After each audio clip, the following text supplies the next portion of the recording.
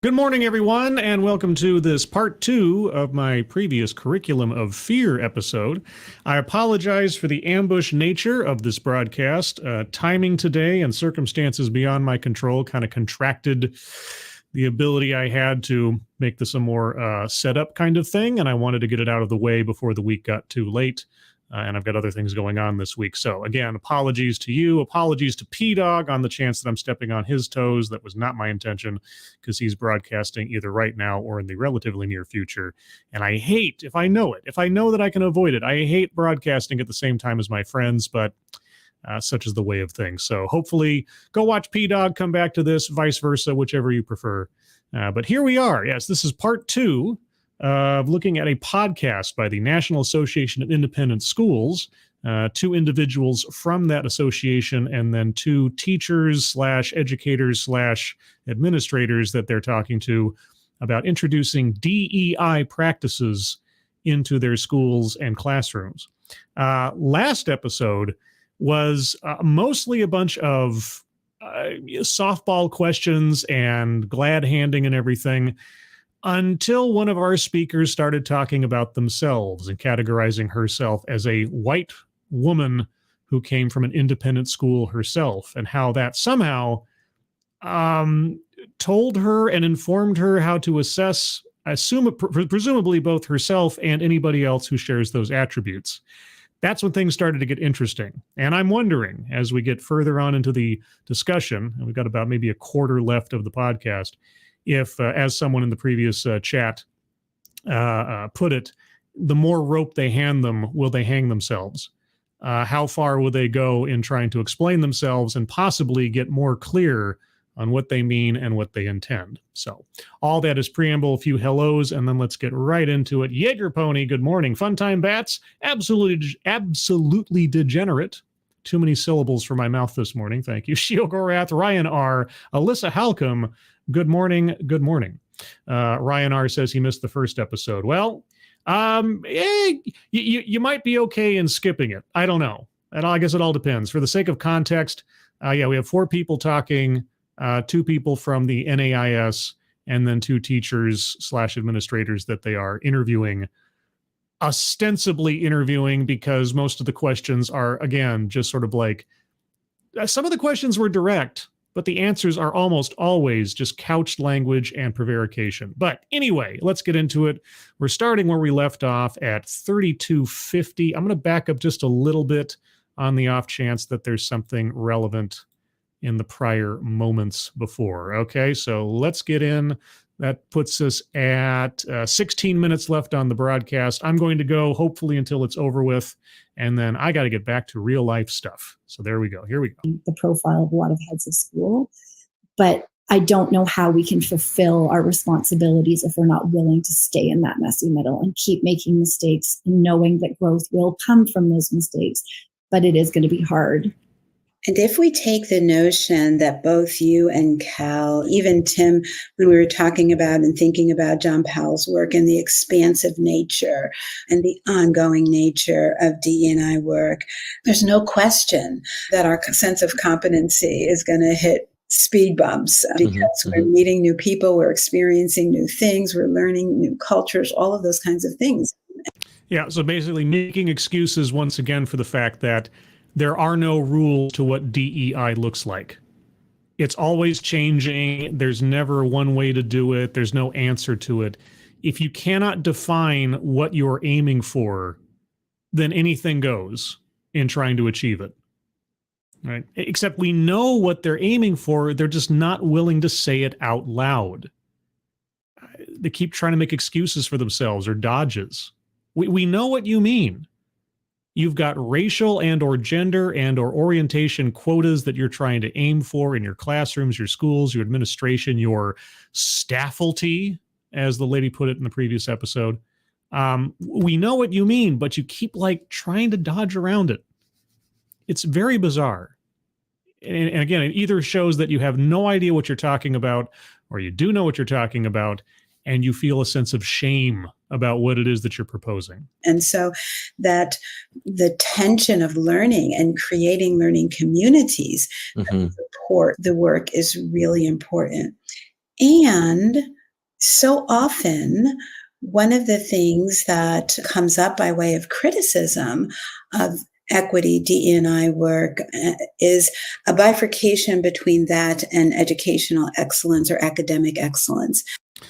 Well, what does academic excellence have to do with having affinity groups for your students and staff based on race, assessing people based on their ethnicity, etc.? What does any of that have to do with providing a quality education? How do you address that? Maybe it doesn't come up in your communities, but we hear it all the time. The more attention we pay to this, we're going to be taking away from the academic program. Well, she already told us in the previous episode. Again, I have to refer back to episode 1. One of our speakers was all praising her own school or institution on how they set aside a segment of time every week that instead of math, they were going to do their WILDS program.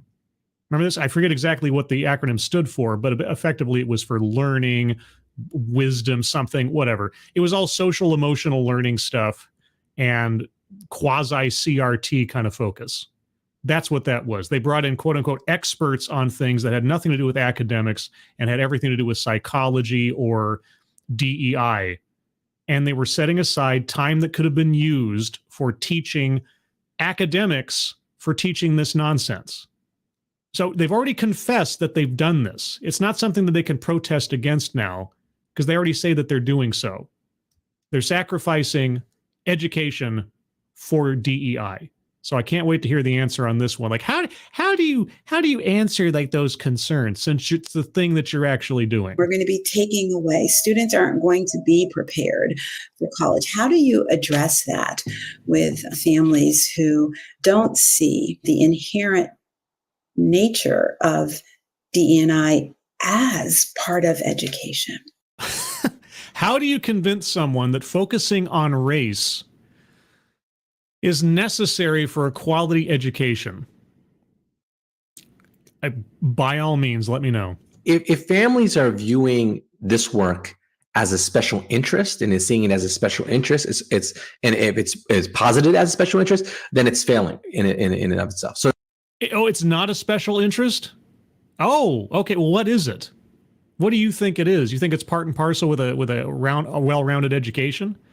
All right. What is the academic value of racial affinity groups?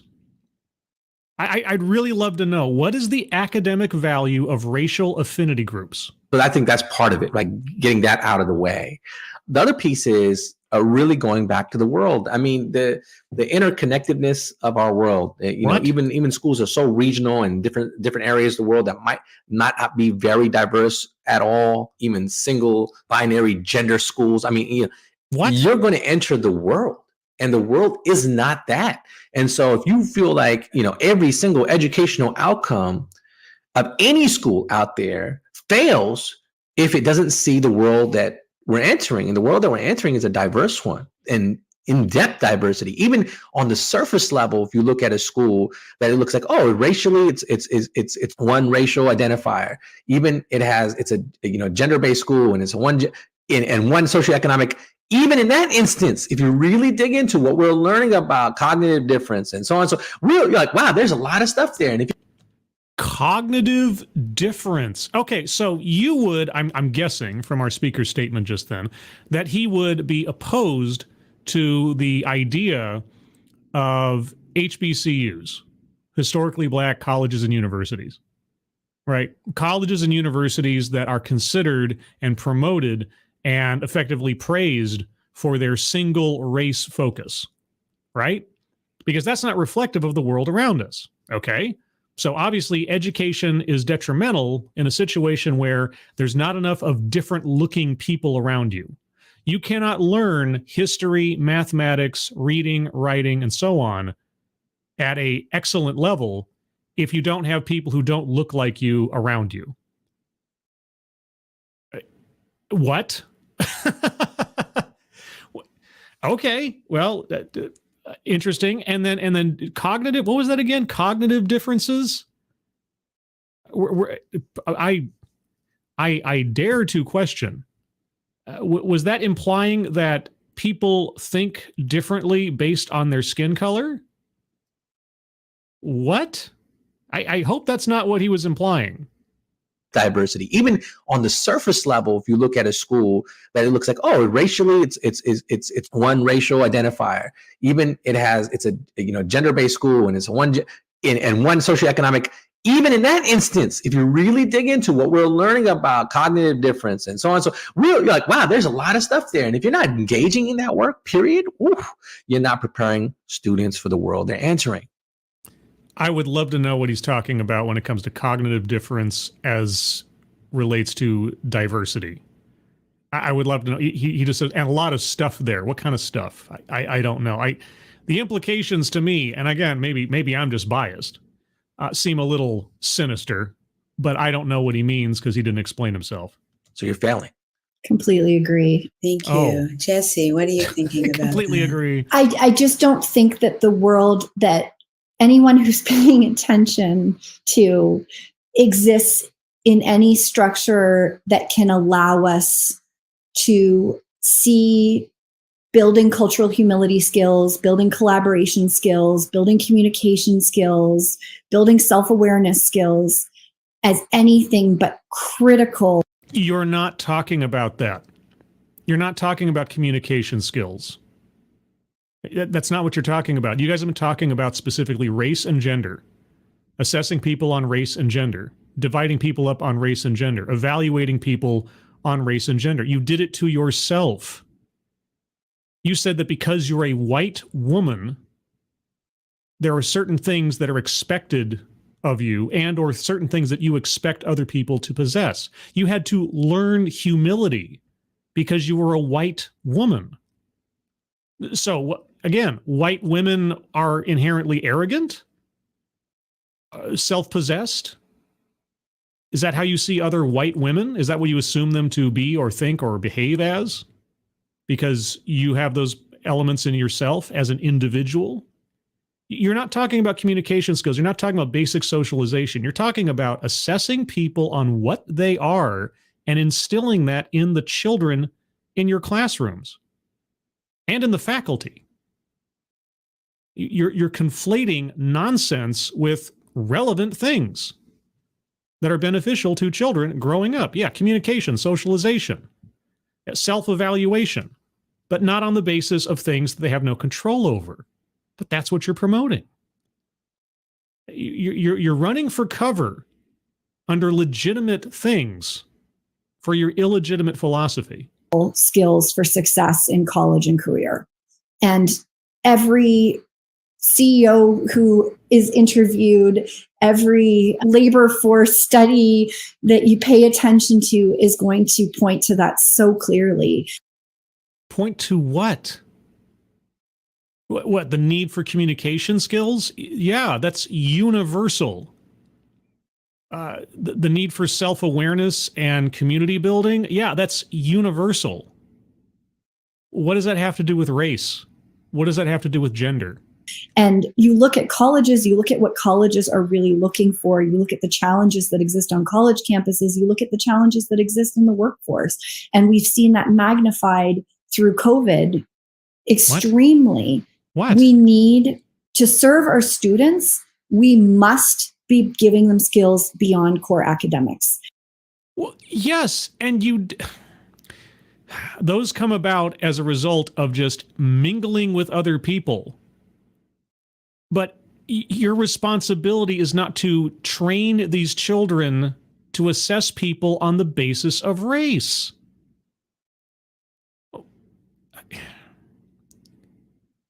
We have to do more than academics.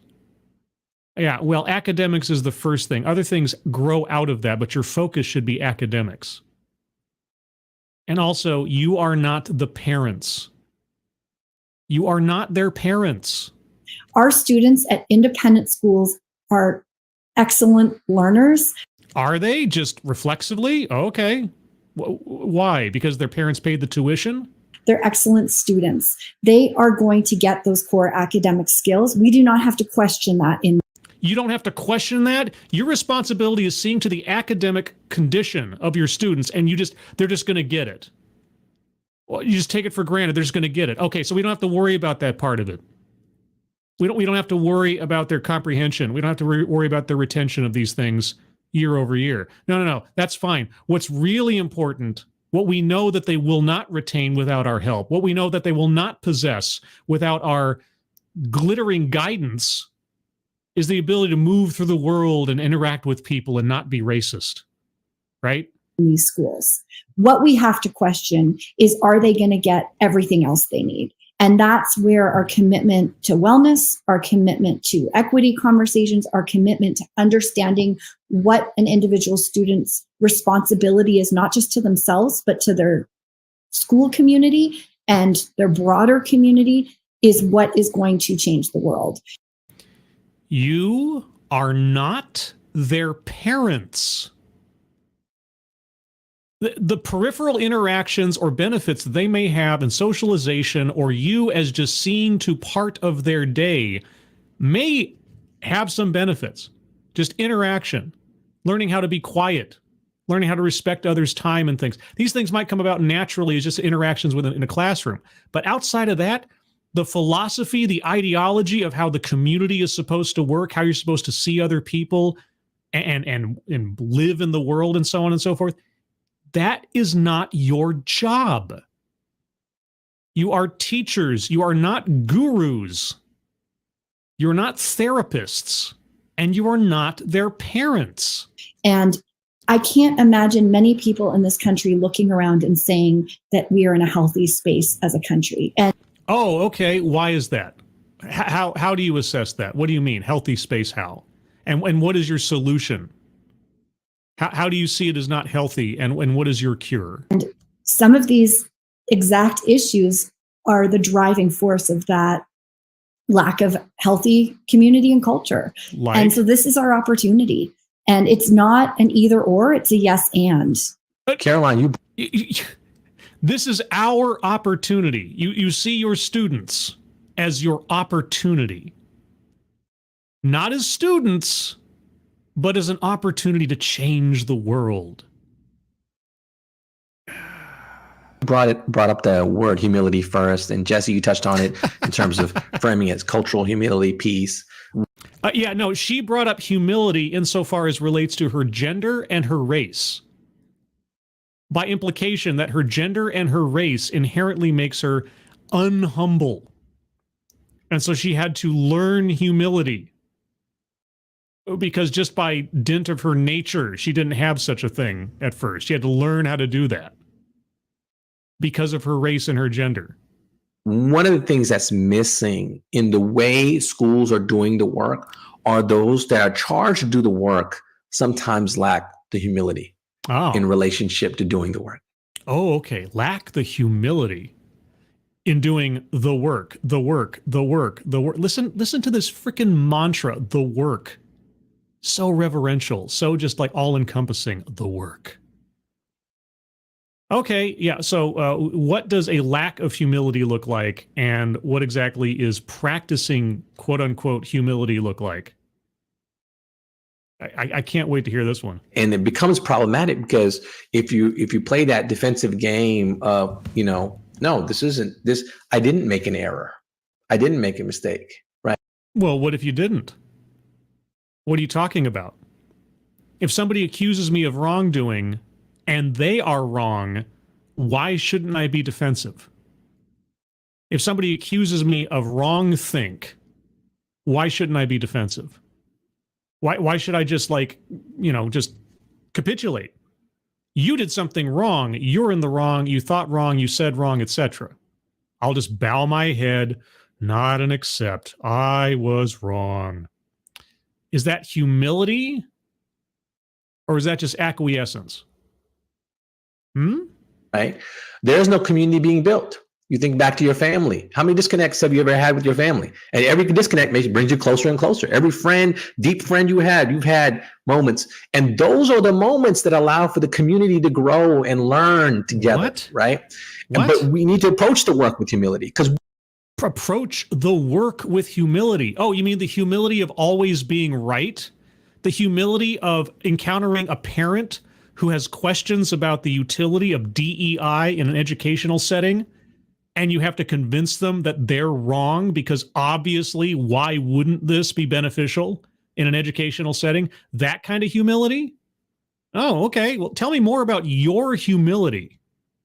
Thank you, Andrew Joyner. But they're changing the world, Scribe. I do not argue that they're changing the world. Here's the thing. I am on board with the idea that they are attempting to change the world.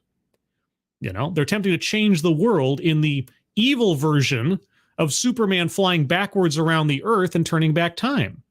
Instead of trying to save Lois Lane, they're trying to bring back the horrors of racial discrimination and prejudice in this country. Oh, but for the children. No, they're trying to change the world. You'll never hear me arguing that is their goal. The question is the quality of the world that they're actually aiming for, whether they seem to want to admit to it or not. But anyway, tell me again about humility, your humility. We will make mistakes and errors along the way, but to be open to learn together, be co-learning, that's key. If somebody tells you that DEI has no educational value, that taking time away from actual academics to sit around and talk about or to try to coach children's feelings or splitting them up on the basis of race or trying to get them to believe that they need to assess themselves on the basis of their race or gender, if somebody tells you that is regressive, are you going to accept that criticism? Are you going to allow for the possibility that you have made an error? Or are you so dyed in the wool on this that you will always be pushing back against anything that questions your worldview? That'd be my question, if I could ask it. And that's a skill set that really does need to be developed across the board. Absolutely. It gets back to everything we've been talking about in this podcast around this idea of how do we create the context to have students thrive in their lives. It's Cal, what you talked about is thrive in their lives. Where are the parents? You're not the parents. Where are the parents? What part do the parents play in this equation of yours?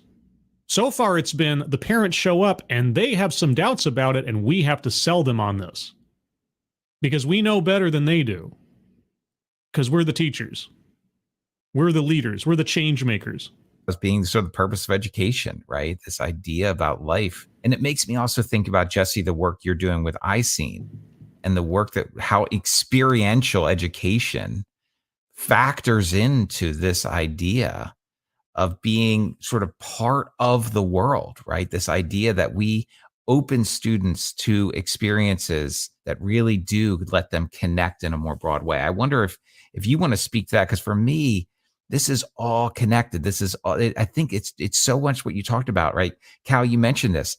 We need to always see our schools as systems, and we need to see all the interconnections in those systems, right? We need to see how those systems are overlapping within the school. And I think that this notion of how we design purposefully the experience and allow others to partner with us in that design is super key to this. So what the hell are you talking about?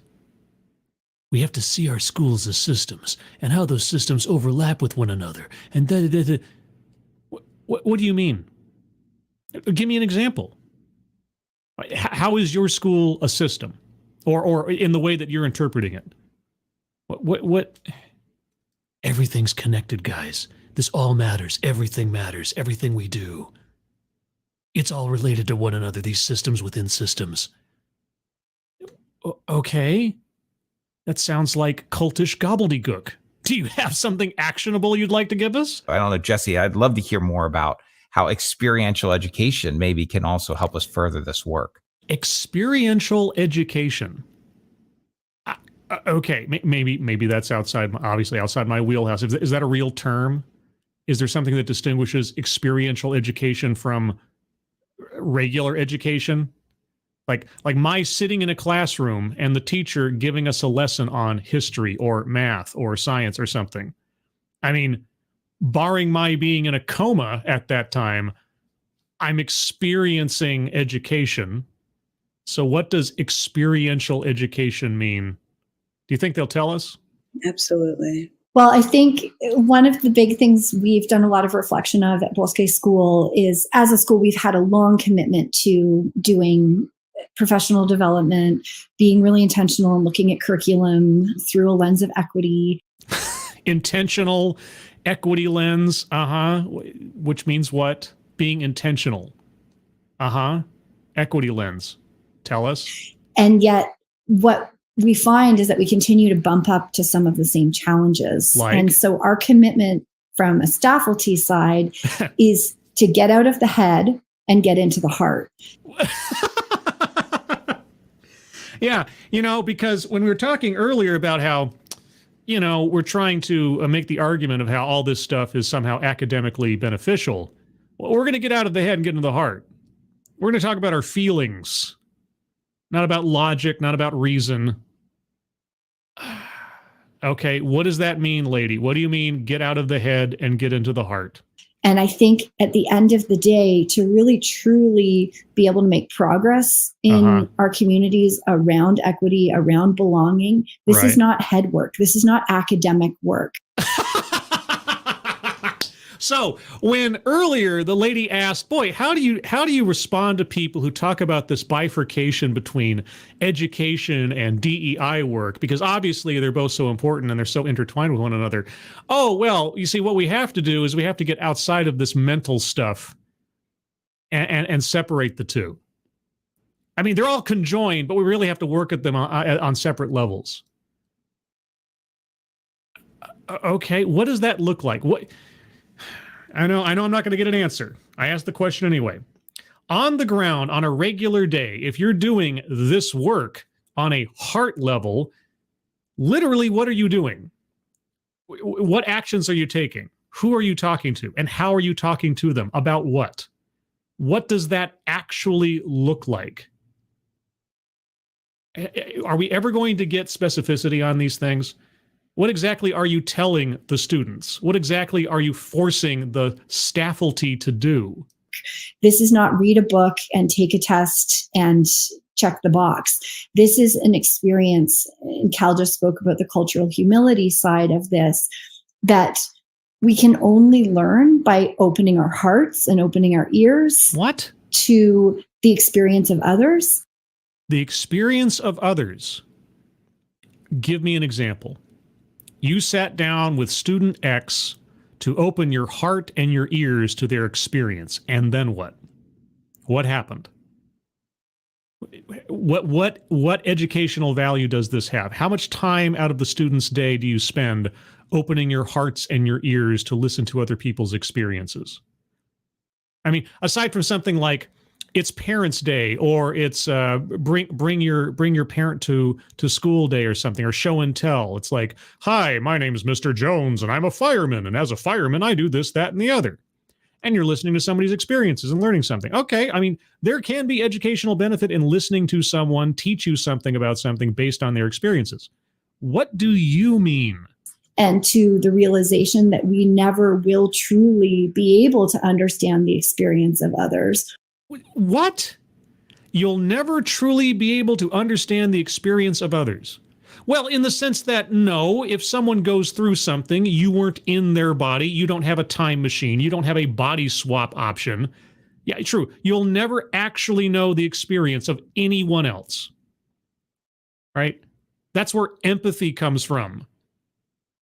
Right? Being able to put yourself in their shoes, or at least imagine where they're at. Yeah. If you're emotionally healthy and have some level of empathy, you can do that. All right. So what? We'll never experience. Okay. So what's the point? All we can do is have the gift of someone's trust to share with us their experience, and to be able to try and listen really intently to that experience and look for the opportunities within our own biases, within our own defensive reactions for growth. To do what? What does this have to do with the school day? Okay, I'll set aside my hyperbole and my facetiousness for a second here. Facetiousness. Get my pronunciation going here. What does this have to do with the school day? What part of the school day is this? How does this contribute to a student's comprehension of math, comprehension of history, of word choice. I don't even know. What are you talking about? Where does this fit into your school on a regular day?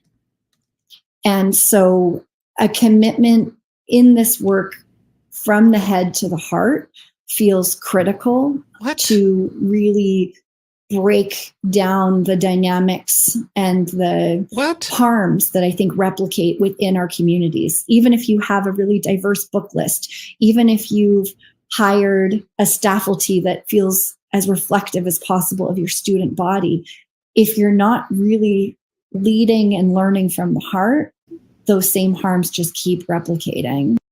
What are you talking about? You've hired a faculty that reflects your student. Okay, so you're talking about hiring people on the basis of their appearance, right? Choosing books on the basis of the appearance of the authors, right? Or the appearance of the characters therein, right? There's no other interpretation for that, given what you've said previously. But okay, what does any of that have to do with it? What does that look like? What is the actionable result of that philosophy during a regular school day or during your hiring practice? I would still love to know the details of that, given what you've said previously. And experiential education is not head work. It's heart work, it's body work, it's being connected, it's reflective work, it's processing work. And these are not things that we can do through an AP class. These are things that we have to do through being willing to be vulnerable. We have to do them through taking the time to build within our classroom communities, within our school communities, space to create a culture, to set ground rules and norms for that culture, to be able to reflect and to practice skills, and then to get real feedback on how we did and where our growth edges are for the future, and then to practice again and again and again. And that does require time. It requires nuance and facilitation. It's a very different model from the stage on the stage model that traditional education has been built around. But that's where we give our students and ourselves an opportunity for growth. I just let her go off there without comment for a second, because I just wanted to see if anywhere in her statement she said something cogent. Nothing. It's just gobbledygook. It doesn't mean anything. It's just buzzwords and adjectives that say nothing about what she's talking about.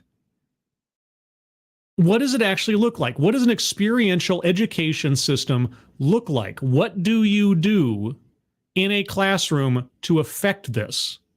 Literally, what do you do? Describe a day or describe an activity that achieves this. Why is this so difficult to do? Why is it all just a bunch of... Why isn't there a success story? I've asked this about so many other things in the past. If you have been doing this work for decades, if you are a subject matter expert for all intents and purposes on this process, why can't you list a success story? I had a student who was blah, and then they came into the classroom and we did this activity where we did blah, blah, blah. And then at the end of the activity, the student went from being A to being Z. And Z is a better place to be because of blah. Why is that so difficult? Why can't you give us evidence through example?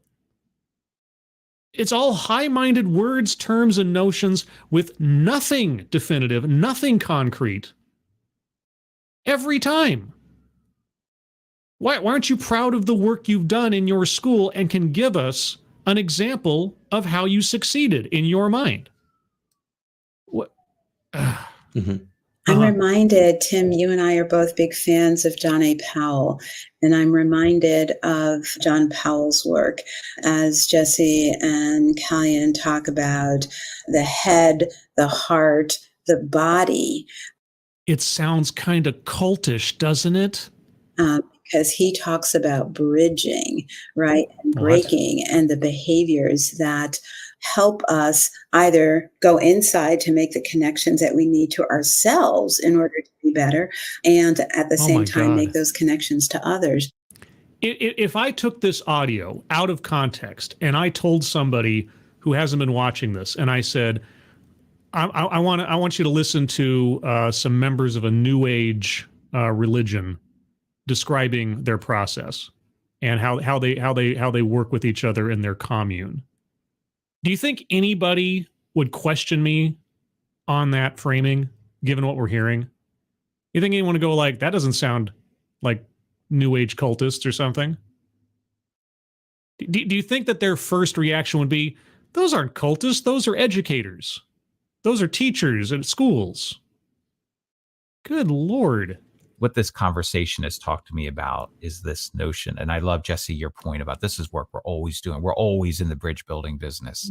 We're always bridging from where we are to where we want to be. And we're bridging in these relationships with people. And we're moving from, as John A. Powell talks about, the othering to that true belonging. And I just wonder, Cal, if you have thoughts on that, because I think for me, that is such a pivotal way to wrap up this conversation. Yeah, there's two pieces to this, right? We talked about one, right? The example of that the NAIS, going to different spaces, having the opportunity to, and then coming back together mindfully, skillfully, building bridges, building connections, seeing each other in dialogue. That example, that's external. That's what schools need to be engaged with all the time. But there's another piece, right? Okay. And that piece is internal bridge building. Oh, because there's intersections of identity that oftentimes, if not done well, you could be in a space that is trying to create a sense of belonging, but while doing so is actually othering facets of who you are in the same space. Okay. How? Do you have an example? Right. And so that's very skilled. And that requires each person to be seen both above and below that iceberg. What? Right. And so there's internal lattices as well as external structures. And so what we're really talking about is ultimately a web of interconnection that needs to be created. Yeah. Right? I love that notion of that web. He could have said anything. He could have said anything, and the guy would have been, I love that notion of the ladder. I love that notion of the bookcase. I love that notion of the coffee cup. Like, good God, listen to these guys. These people are responsible for the development of children academically. That's what they're responsible for. That's what you expect them to be responsible for. That's not how they see themselves. They are the world changers. They are the gift givers. They are the gurus. They don't have to talk in specificity. They just have to talk in high-minded notions that sound good. And that's how they get away with it. And people are paying them for this. This is independent schools, remember. This is not public school. You know, there are parents out there who are handing over thousands of dollars per year to send their children to these people to be educated. And heaven forfend if any of those parents ask any questions about the quality of the education their children are receiving, because they will be on the receiving end of a tirade, a friendly, gentle tirade about how the parents don't know what they're talking about. That is an inspiring idea for our communities. Jesse, I don't know if you want to follow up on that as we wrap up this amazing conversation. Oh, it is an amazing conversation. I'll give you that. I am amazed. I am amazed every time I listen to you guys talk. Amazed. Every statement, every question, every answer, every response is amazing. And you really want to end this. You want to be done with this because you have nowhere to go. It's gone way too fast. I think I don't have much to add. I think Cal just said it so beautifully. He did? He did. Yeah, no, he said it beautifully. He listed off a whole bunch of words, a whole bunch of like concepts and abstracts, and then called it a web at the end. And boy, oh boy, man, my mind was blown. I just think that our real need as leaders is to ensure that the experience of community is being considered from all angles and is really being investigated from all angles, and also recognizing that our own positionality is going to not give us the ability to do that. And so how are we partnering? How are we collaborating? How are we creating, to Cal's metaphor, webs that support being able to look in What? to this web from all of these different needed angles. That Why do you have your job? What qualifies you for your job? Is anyone else listening to this? I assume somebody out there is, especially the people in my audience. Hi, guys. This is nonsense. I just heard it the other day. So I hate to keep bringing this back, but it's such a recent event, and it really speaks to this. The FTX scandal. For those of you in the future, if this is listen to anybody in the future, we're talking about a financial scandal that all had to do essentially with a very small group of people who lost and wasted billions of dollars and or stole billions of dollars, depending on how you look at it. Anyway, there was a guy, as with all of these sort of scandals, whether it's Bernie Madoff or Elizabeth Holmes, there's always somebody or a small group of somebodies who read the tea leaves far earlier than everybody else. And there was this investment banker guy. I forget his name. I apologize. I just saw this on a video earlier this morning, who saw the problems with FTX months and months ago. And what was his key red flag? He listened to the guy being interviewed in the press, and he listened to what he was saying. And the way that he described Sam Bankman-Fried, that's the guy who was the top of the FTX, the way he described what this guy was answering and saying to people asking him questions, well, he said, I just listened to what he said. And he was talking in circles. He wasn't saying anything of value. He wasn't giving any specifics on what he was doing or how he was doing it. He was just giving, nonsense. And I'm paraphrasing, but as I listened to him describe the things that gave him pause in putting any faith into that individual and his business, I thought to myself, that's exactly what I listen to all the time from people who are supposedly in charge of things. They talk in circles. They give no specifics. They give high-minded ideas or just, dance around whatever question was asked. What does that tell you about a person's, not only their competence, but the appropriateness of them being in charge of what they're in charge of? And over and over and over again, we've listened to educators, business leaders, politicians on this channel where they're asked specific questions, or the natural information you would think would come to them to relay in propping up their ideas or defining their terms. It never arrives. And that's fundamentally a red flag as to whether or not people should be where they're at, should be in charge of what they're in charge of. Are they just making it up as they go along? Are they buying their own press? Are they full of nothing but hot air? What do I do? And again, I've talked about this before on other channels. When it comes to voting, when it comes to election day, what's the first thing that I do? I read the voters' pamphlet. I specifically read the statements from the candidates as they're published. Because if I'm going to be voting for someone into a legislative position, I want to know, what do they have to say? But moreover, I want to know if their statement has any spelling errors. I want to know if their statement makes any sense. I want to know if their punctuation is correct or not in their public statement. And I know it might sound petty. It might sound nitpicky. But that's the law in this country. The law is nitpicky. Right? The people who are responsible for passing our legislation, do they know what they're doing in making a public statement about themselves? Yes or no? If the answer is no, I have to seriously question whether or not that person is fit for the job that they are pursuing, right? So we have in front of us 4 people, 2 administrators of this National Association and 2 teachers, educators, supervisors, whatever they are. They're in charge of educating children, and they're here to explain to us the value of their philosophy. What have they told us about beneficial outcomes? When have they told us that we started here, we implemented the program, and we ended up here? Where is the success story? Where's the evidence, anecdotal or otherwise, that what they're doing has had a positive effect on anything or has any educational value on anything? If they can't do that at the drop of a dime, given their claimed experience and expertise, I have to seriously question whether or not any of these people are fit to be in the jobs that they're in. That's just how my mind works.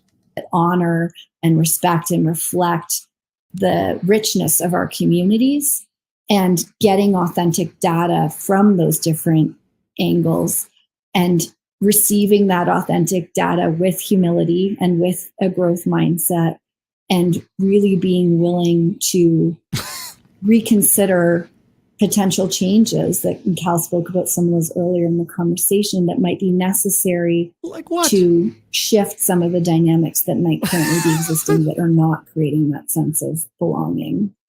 What fascinating guests. I feel so honored to have been one of the hosts today for this podcast.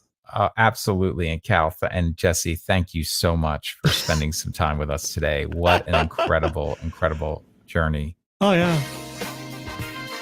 Okay, it's done. I'm not going to listen to their outro or their intro or whatever the heck advertisement they have for their next episode. There you go. Part 2, finishing off the podcast from the National Association of Independent Schools, purportedly meant to tell us and educate us about the process and effectiveness of instilling DEI into the classrooms. Again, the overlay I made for this, somehow I didn't save correctly. So that's not the title up in the corner. That was for a previous episode. But hey, might as well be, given what our lady educator said earlier in part 1. Yeah, so I don't have anything else to add to it that I haven't already said in the previous part or here, but I'll take a second for your guys' comments if you have anything to say. Andrew Joyner, she's getting a bit too honest here. I mean, I would agree this has nothing to do with academia. Yeah.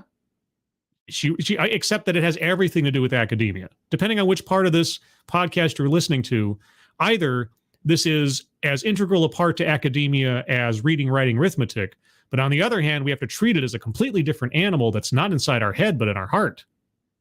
What? Shady Grin, thank you. What if the student says his experience is that this fool is full of shit? Yeah. Well, I mean, it's the same thing as what happened when they started mentioning briefly interactions with the parents. If the parents come to you and say, I don't understand what any of this has to do with educating my child, well, then you have to educate them on the value of it. Even if on its face, you can't, sort of say, how does this improve my child's ability to do math? Or how does this improve my child's ability for reading comprehension? Or how does this improve my child's understanding of basic U.S. history or something like that? We have to convince them that it's worth the time to take out of the week of the school that they are paying us to provide them to sit down with experts in social emotional learning and have affinity groups because of stuff. Because we're focused on race, we're focused on instilling this idea of assessing everybody on the basis of race and gender, and you need to know your place in the hierarchy of things and your positionality and how much humility to possess depending on how white or black you are. It's fucking ridiculous. Resolute Germ, you're leaders about as far from leaders as humanly possible. Yeah, being leaders. You're not leaders, you're teachers. Okay? You teach your discipline, you teach your subject. You leave a lot of this stuff that you're talking about to the parents. They are not your children. They are your students. I've talked a lot in the past about professional distance and the value of professional distance. You hear everybody talking about bringing your whole self to work, bring your authentic self to work, integrate your personal life into the workplace as though there's no separation one to the other. A lot of problems can come about from that. If you don't know when your workday ends, that can have a strain on you. Some of you out there who have worked full-time jobs before, I think you understand what I'm talking about. Also in relationships at work, also in just personal privacy at work, so on. But you have to also understand as a teacher, your job as a teacher, you're not a guru. You are not their parent. You may feel, and I do not blame anybody for feeling a sense of paternity or maternity. It's just natural human instinct. If you're put in charge of children and you're a grown adult, you feel a sense of protectiveness over those children in your charge. I get it. And honestly, that's not anything I want teachers to suddenly lose, right? I remember my teachers growing up and I saw them as authority figures, but I also saw them as, after a fashion, caregivers. because they were looking out for my well-being. I really felt that growing up, not only my educational well-being, but they didn't want me like getting hurt on the playground or having the kids get into fights and things. There's natural human compassion that comes about from being in charge of children or being in charge of people who are more vulnerable than you are. Okay? That's one thing. But then to extend that, to believe that your role goes beyond the time you have with them during the day in which you're focused on academics. There are unavoidable aspects of socialization and just being around other people that, yeah, you can't be a robot, right? I don't expect teachers to be automatons that go and say, good morning, students, today's lesson in math is, fractions, and this is what we're going. I don't expect that. Nobody should, right? You have to be able to connect with the students and understand where they're at academically, what help they need, and so on. You can't separate the humanity from the academics. It just happens naturally, unless the teacher's a psychopath or something, right? Or sociopath. But you have to know where to draw the line. You have to know that your time with those students is for a certain set of hours in the day and to be focused on a particular thing. If peripheral things come up or other considerations within the boundaries of your role as a teacher, fine. But at a certain point, you have to stop. You have to defer to the parents or to the other authorities, guardians, whatever, because you are not the parent. You are not the guru. You're a teacher. Know your role. And every time I hear these guys go off on things that have nothing to do with their charge as educators, again, I don't have a child. I don't have any concerns at present for a child in the educational system, but I have friends who do and who are aware of this stuff, and they're scared. They're scared of putting their kid in public school. And certainly look at these independent schools where they have even fewer restrictions on what they do. Not that it really matters these days. Shady Grin again, I mean, like, it seriously sounded like no matter what was said, they would say, wow, that was amazing. This is wonderful. These people are wonderful. All the glad handing, right? These things, why are they here? What is this podcast for? I have to wonder, if this is here to educate educators, you have to have a level of not necessarily combativeness, right? But skepticism and a little bit of an adversarial mindset when interviewing people about their practices. What do you do? How do you do it? How has that been effective? And not just take whatever nonsense they throw back at you and just like nod, smuggle, wow, that's great. That's great. I bring up the same thing with Chris Hoff, counselor, family counselor, who interviews other family counselors, and he asks them about what their procedures are, what their practices are in dealing with their clients or dealing with certain situations. Oftentimes, and you've heard these on previous live streams, he'll ask a direct question, and then he'll get back some off in la la land psychobabble, and then was like, yeah, really, that's fascinating. That's really fascinating. Yeah. Some of the most diplomatic language in in English you can have. Fascinating, interesting, amazing. None of those things have a qualitative value to them. Something can be interesting and horrible. Something can be fascinating and horrendous.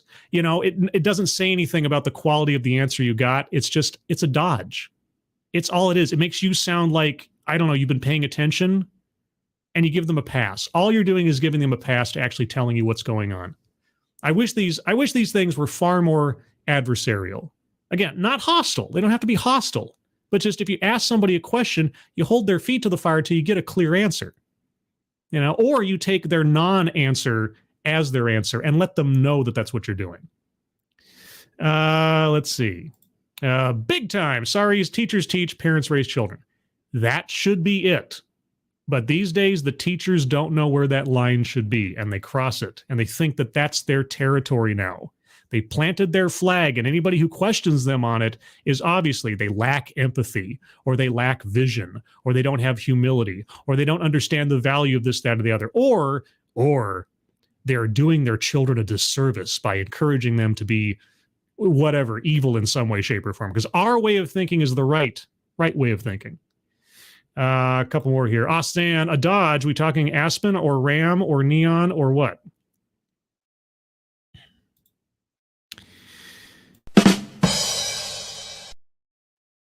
Thank you, Austin.